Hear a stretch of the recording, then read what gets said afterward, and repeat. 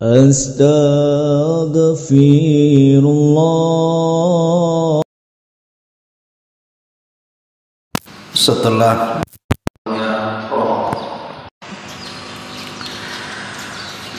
yang pertama, ada doa yang diajarkan di dalam Al-Quran dan juga hadis Nabi SAW.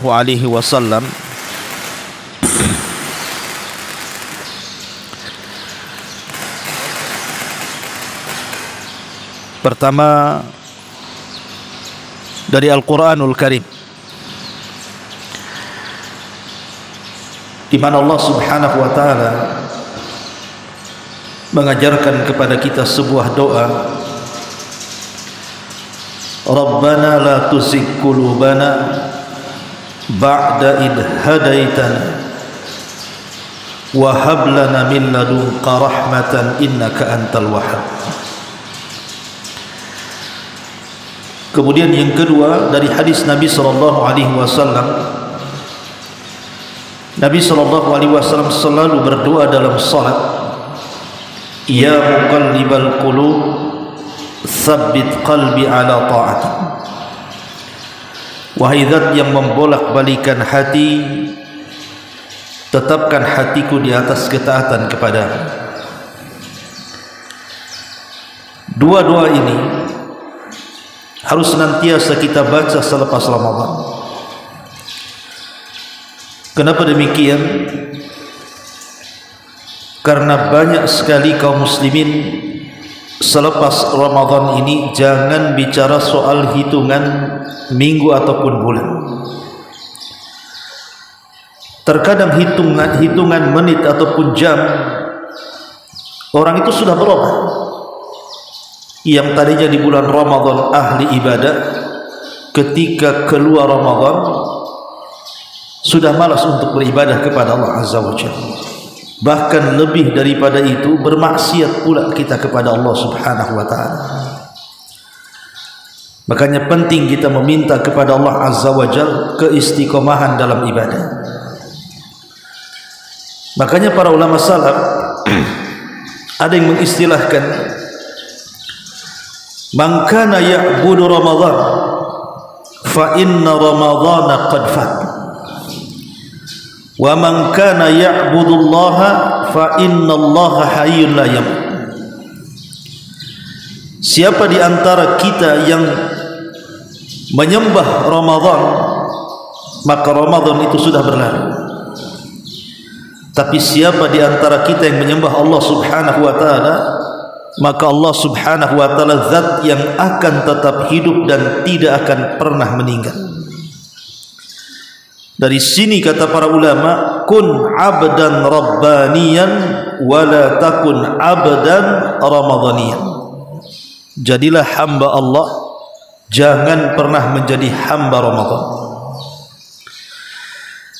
Ma'asyiral muslimin yang dimuliakan Allah Azza wa Jalla, di zaman Rasul ada wanita gila. Wanita gila ini sedang memintal kain untuk dibuat renda. Ma'ruf, zaman dulu kan biasa, kadang buat taplak meja. Biasanya mereka merenda dengan benang. Jadi ada wanita gila di zaman Nabi SAW yang memintal benang sampai menjadi kain. Setelah kemudian menjadi kain, tiba-tiba kemudian benang itu ditarik kembali sampai akhirnya kemudian berantakan lagi. Benang yang dipintal yang sudah jadi kain itu menjadi berantakan karena ditarik kembali benangnya. Dari sini Allah Subhanahu wa taala turunkan ayat dalam surah Al-Kahfi 92, wala takunu kalladzi naqadat ghazlaha min ba'di quwwatin ankatha. Dan janganlah kalian seperti seorang perempuan yang menguraikan benangnya yang sudah dipintalnya dengan kuat sehingga menjadi cerai-berai kembali. Artinya ada orang yang kemudian memintal benang hingga menjadi kain. Maksudnya ada orang yang ketika bulan Ramadan itu betul-betul sungguh-sungguh beribadah kepada Allah Subhanahu wa ta'ala. Puasanya, salat malamnya, i'tikafnya, baca Qur'annya dan semua ibadah. Ketika sudah selepas Ramadan, semua menjadi berantakan. Dahulu ada seorang ulama namanya Bishr al-Hafi. Bishr al-Hafi ini seorang abid zahid, ulama ahli ibadah dan juga ulama yang dikenal kezuhudannya. Jadi ada yang mengatakan kepada Bishr al-Hafi ini, inna qauman yajtahiduna wa yata'abbaduna lillahi fi Ramadan. Wa imam, ada sebuah kaum yang ketika masuk Ramadan itu sungguh-sungguh ibadah. Memang betul-betul mereka beribadah kepada Allah Azza wa Jalla, tetapi hanya di bulan Ramadan saja. Selepas Ramadan mereka seolah-olah melupakan ibadah yang pernah dilakukan di bulan Ramadan.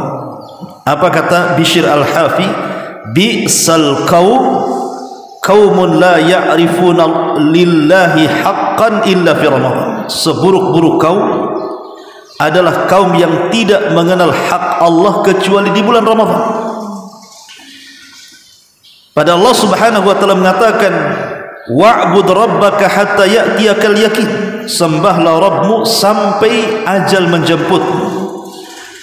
Dan Allah Subhanahu wa ta'ala mengatakan, wa ma khalaqtul jinna wal insa illa liya'budun. Tidaklah kuciptakan jin dan manusia kecuali tujuannya adalah untuk beribadah kepada Allah Subhanahu wa ta'ala. Maka ini nasihat yang pertama, mintalah kepada Allah Azza wa Jalla agar kita istiqamah dan banyak-banyak berdoa, Rabbana la tuzigh qulubana ba'da id hadaitana. Ya Allah, jangan kau sesatkan hati-hati kami setelah kau berikan hidayah kepada kami. Dan juga dari Nabi SAW, ya muqallibal qulub sabbit qalbi ala ta'atik. Wahai zat yang membolak-balikan hati, tetapkan hatiku di atas ketaatan kepadamu. Ini yang pertama. Yang kedua, jauhi maksiat yang bisa membatalkan semua amalan kita di bulan Ramadan. Dalam sebuah hadis ini dikeluarkan oleh Imam Ibnu Majah dan disahihkan oleh Syekh Nasiruddin Al-Albani rahimahullahu taala. Kata Nabi SAW, la a'lamanna aqwam ya'tuna yawmal qiyamati bihasanatin amsal jibali tihamati baydah. Kata Nabi, maukah aku habarkan kepada kalian sebuah kaum yang nanti pada hari kiamat mereka akan datang menghadap Allah Subhanahu wa ta'ala dan membawa segudang kebaikan. Bahkan saking banyaknya Allah, Rasul mempermisalkan sebesar gunung Tihama. Dan gunung Tihama itu gunung kedua terbesar setelah Uhud. Dan Nabi SAW kalau mempermisalkan pahala selalu dipermisalkan dengan gunung, saking besarnya. Tetapi Allah, Rasul SAW katakan, faja'alahallahu haba'an mansura. Tapi tiba-tiba Allah Subhanahu wa ta'ala menghapuskan semua pahalanya, semua amalannya, seolah-olah dia tidak beramal sedikit pun. Padahal dia datang pada awalnya membawa pahala sebesar gunung Tihama. Tiba-tiba Allah hancurkan semuanya. Jadi Sauban ini maulan Nabi. Dia bertanya kepada Nabi SAW dan mengatakan, ya Rasulullah, siflana. Rasul sifatkan kepada kami siapa mereka, minhum, siflana minhum, siapa di antara mereka itu wahai Rasul. Hatta wa nahnu la na'lam, dan kami tidak mengetahui mereka.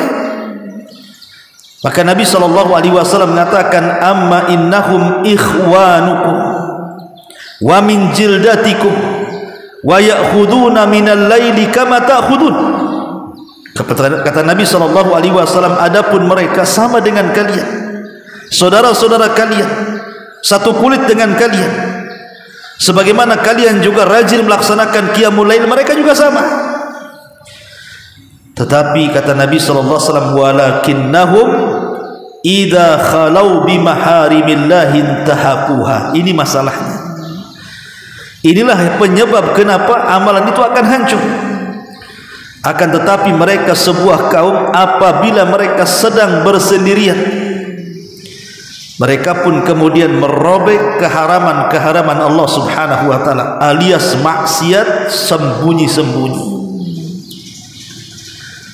Jadi maksiat sembunyi-sembunyi ini bahaya, ikhwan, karena bisa menghancurkan amalan yang sudah kita kumpulkan selama Ramadan. Dan betapa banyak kita melakukan maksiat sembunyi-sembunyi, terutama sekarang kan dengan adanya medsos. Terkadang kita melihat YouTube, melihat Facebook, melihat Instagram. Terkadang di situ ada berita-berita hoax, gambar-gambar yang tidak layak dilihat, video-video yang tidak layak dilihat, dan orang tidak tahu kecuali kita dengan Allah dan handphone saja kan. Dan ini bahaya sekali, karena maksiat yang tidak terang-terangan saja bisa menghancurkan pahala. Bagaimana pula kemudian dengan maksiat yang dilakukan terang-terangan? Maka Nabi SAW mengatakan dalam hadis Abi Hurairah radhiyallahu anhu, kullu ummati mu'afan illal mujahirin. Setiap umatku akan dimaafkan, kata Rasul, kecuali orang-orang yang disebut dengan mujahirin. Sahabat bertanya, Rasul, siapa mujahirin itu? Maka Nabi SAW mengatakan, inna minal mujahirati an ya'mala ar-rajulu bil-laili amalan thumma yusbih wa qad satarahu Allah ta'ala. Jadi seorang laki-laki yang melakukan sebuah amalan di malam hari sampai subuh. Jadi ada orang yang bermaksiat kepada Allah Azza wa Jalla di malam hari, mulai ba'da isya sampai subuh dia maksiat. Dan ketika pagi hari Allah Subhanahu wa taala menutup aibnya. Fayaqul, tiba-tiba dia mengatakan, ya fulan, amiltul barihata kada wa kada. Wahai fulan, aku sudah bermaksiat tadi malam ini dan itu.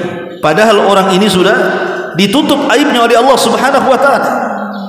Inilah yang disebut dengan mujahid, orang yang terang-terangan melaksanakan kemaksiatan.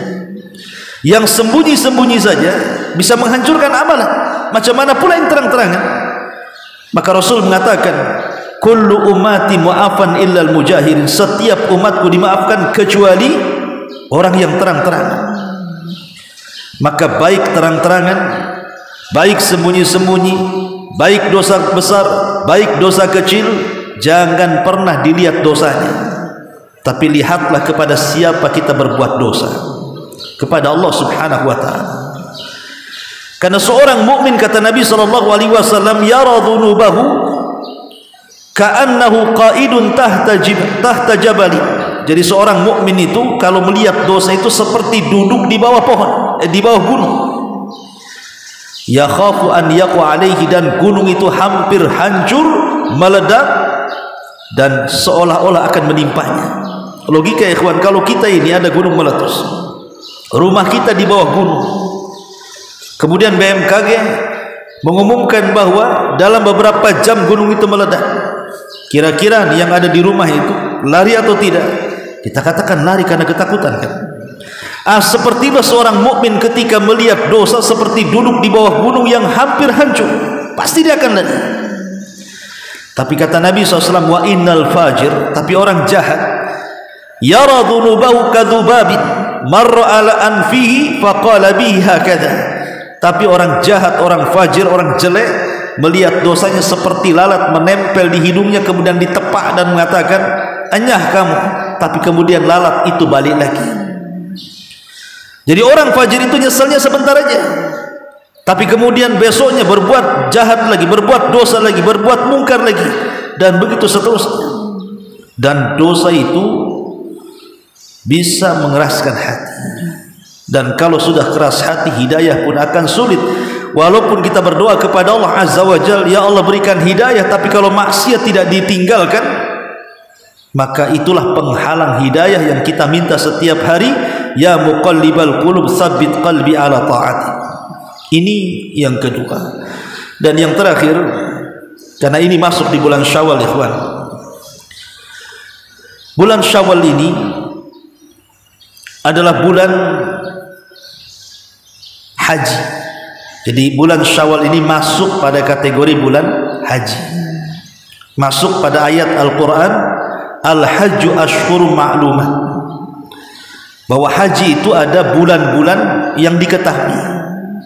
Dimulainya dari bulan Syawal ini. Ini namanya bulan haji.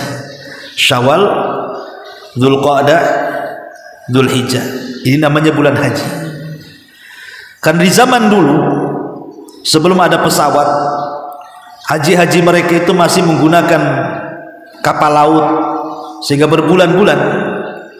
Maka mereka biasanya berangkat dari daerah-daerah mereka itu di bulan Syawal, supaya sampai ketika ke Mekah itu bulan Dzulhijjah. Karena ada yang satu bulan penuh gitu ya, bahkan 1 bulan lebih lagi dalam kapal itu.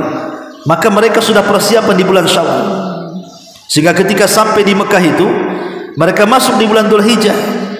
3 bulan, Syawal, Dzulqa'dah dan Dzulhijjah. Karena haji itu tanggal 8 mulainya, 8 Dzulhijjah yang disebut dengan hari Tarwiyah, nanti berakhir di hari Tasyrik. Hari Tasyrik itu tanggal 13. Jadi haji itu mulai 8, 9, 10, 11, 12, 13, 6 hari saja. Kemudian mereka pulang itu biasanya selepas Muharram. Jadi Syawal ini termasuk bulan haji. Tapi yang ingin saya katakan bahwa apa kaitannya bulan Syawal dengan Ramadan? Ada satu ibadah yang dijelaskan Nabi SAW. Kata Nabi SAW, "Man shoma Ramadan, thumma atba'ahu sittan min Syawal, kana kasiyami dahri." Barang siapa yang berpuasa di bulan Ramadan, kemudian diikuti 6 hari bulan Syawal, maka seolah-olah kita berpuasa 1 tahun. Macam mana hitung-hitungannya? 1 bulan ini, Ramadan itu anggap 30 hari. Kemudian ditambah dengan 6 hari Syawal, berarti jumlahnya 36 hari. 36 hari. Dan di dalam Islam itu, ikhwan, 1 kebaikan biasanya dilipat gandakan berapa? 10 kebaikan. Sebagaimana Nabi SAW mengatakan, "Man qara'a harfan min kitabillah, falahul hasanatu wal hasanatu bi asyri amsalihah." Siapa yang membaca 1 huruf saja dalam Quran, maka pahalanya akan dilipat gandakan 10 kali lipat. Dalam Islam itu biasanya 1 amalan dilipat gandakan 10 kali lipat. Kalau seandainya Ramadan diikuti dengan 6 hari, berarti jumlahnya 36 hari dikali 10, berarti jatuhnya 360 kan? Ya, itu hitung-hitungan coba. Iyalah 360. Kalau 36 kali 10 jatuhnya 360 kan? Kemudian kalau kita lihat hari dalam setahun, 1 bulan 30 hari kali 12 jatuhnya juga sama 360 hari kan? Itulah kenapa Nabi SAW mengatakan, siapa yang puasa Ramadan kemudian diikuti 6 hari dengan Syawal, sama dengan puasa setahun, karena jatuhnya sama 360 hari. Dari sini ini pahala besar ya teman. Siapa yang bisa berpuasa setiap hari 1 tahun kan? Orang yang puasa Daud aja kadang-kadang tidak tahan. Tapi cukup dengan puasa Ramadan kemudian diikuti 6 hari bulan Syawal, maka seolah-olah kita berpuasa selama 1 tahun. Karena hitung-hitungannya tadi 36 kali 10 jatuhnya 360, juga hari dalam setahun juga jatuhnya 360 hari. Inilah diantara nasihat para ulama apabila Ramadan sudah lewat. Pertama, berdoa agar kita beristiqamah. Yang kedua, jauhi dosa. Dan yang ketiga, berpuasa di bulan Syawal 6 hari. 6 hari ini tidak harus berturut-turut. Bisa minggu pertama 2, minggu kedua 2, minggu ketiga 2, terserah ya. Yang jelas masih di bulan Syawal. Yang jadi polemik para ulama itu, adalah ketika orang yang punya hutang di bulan Ramadan. Apakah dia harus membayar hutangnya dulu, kemudian setelah lunas hutangnya baru puasa Syawal? Ataukah boleh dia mengakhirkan hutangnya, yang penting Syawal dulu? Ini yang jadi perselisihan para ulama. Ada yang mengatakan selesaikan dulu Ramadannya, baru kemudian puasa Syawal. Tapi ada yang mengatakan tidak, nggak masalah puasa Ramadan itu diakhirkan, karena ini masuk bulan Syawal, maka puasa Syawal dulu. Mereka beralasan karena qadha Ramadan itu waktunya luas. Qadha Ramadan itu waktunya luas, bisa diqadha sampai Sya'ban tahun depan. Tapi puasa Syawal itu waktunya sempit, tidak bisa diqadha di luar Syawal. Dia hanya boleh dilakukan di bulan Syawal, namanya puasa Syawal. Jadi alasannya karena qadha Ramadan itu luas dan melaksanakan puasa Syawal itu hanya ada di bulan Syawal, maka dibolehkan kita Syawal dulu, qadhanya belakangan. Tapi ada yang berpendapat tidak, wajibnya selesaikan dulu baru kemudian Syawalnya. Dan tentu kalau memang bisa melaksanakan qadha Ramadan kemudian diikuti dengan Syawal, tentu lebih baik lagi. Tapi kalau memang ada hal-hal yang membuat kita uzur tidak bisa menggabungkan semuanya, karena tidak bisa kan diniatkan dua puasa. Kenapa? Karena beda hukumnya. Kalau memang hukumnya sama-sama sunnah, itu masih bisa kita niatkan dua. Pamannya Senin dan Daud itu kan sama-sama sunnah, boleh. Tapi kalau satu Ramadan satu Syawal tidak bisa, karena satu wajib satu sunnah masalahnya, sehingga harus sendiri-sendiri. Lah kalau memang ada uzur tidak bisa dilakukan sendiri-sendiri, maka boleh kita melaksanakan Syawal dulu, kemudian qadha Ramadan sampai bulan Sya'ban tahun depan. Wallahu a'lam bishawab. Ini yang bisa saya sampaikan. Subhanaka bihamdika asyhadu an la ilaha illa anta astaghfiruka wa atubu ilaik. Allahu taala alam. Assalamualaikum warahmatullahi wabarakatuh.